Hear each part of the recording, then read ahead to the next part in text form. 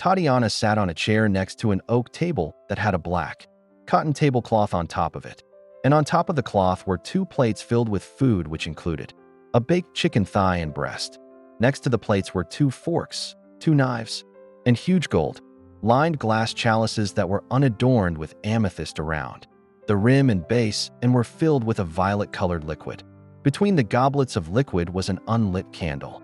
Two giant maple wood chairs, which were painted red, were on opposite sides of the table. Tatiana sat on one of the chairs, wearing a blue A-line dress that reached down to her ankles. She sat on the chair, her back to him as he approached. Hunter snapped his fingers and lit the wick of the candle with his fire. "What's with the formal setup?" Hunter asked before he extinguished the flame and occupied the empty chair. Tatiana stood up in her chair and gave a little curtsy. "Welcome, Your Highness. Congratulations on conquering the amazing water element." "Yahoo," she said. Unenthused, Hunter looked down at the bracers. The metal and jewels shined from the light of the flame. Hunter let out a small chuckle. "What makes you think that I'm a royal hell? I'm not even a peasant. I'm just a wandering hunter." Tatiana stared at him with an eyebrow raised in suspicion. "So, how did you unlock the chest that the water was in?" "I shattered it," Hunter said. Tatiana smiled in relief. She grabbed the shoulders of her dress and with deft movements, she ripped off the attire. Underneath, she wore a pair of black sweats and a white tank. She chuckled. "Good. Now to answer your earlier question. I saw the bracers when you walked, and then I felt the pulse of the bracers' energy when you were asleep. So I just assumed you were the long-awaited Prince of Prophecy."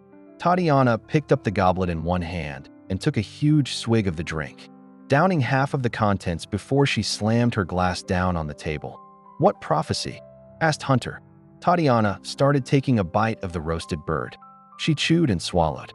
"That is a long story," she said, "but I will try to shorten it. The king and queen had a son. The son has a prophecy placed on him at birth that said he will be the savior of the world by killing the troll leader. The child trains from before he can walk to prepare him for the trolls.